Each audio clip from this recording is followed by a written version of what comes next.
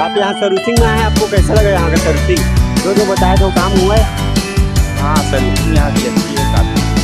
सभी काम अच्छे से हो गए। और जो प्रॉब्लम बताए थे वो सब सॉल्व हो गया? हाँ, सारे प्रॉब्लम सॉल्व।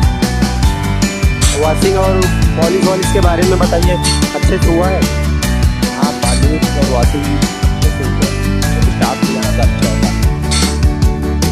और हमारे सर्विस सेंटर को कुछ सुझाव देना चाहेंगे? हाँ, यहाँ की सर्विस अच्छी है, काफ़ी अच्छी है। सब हर चीज़ का अच्छे से अच्छा सब स्टाफ अच्छा है।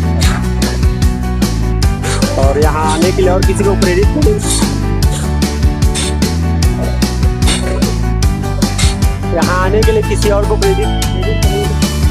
जी हाँ, जी यहाँ की सर्विस काफ़ी अच्छी है। सभी लोग को मतलब अच्छा सर्विस के लिए यहाँ पे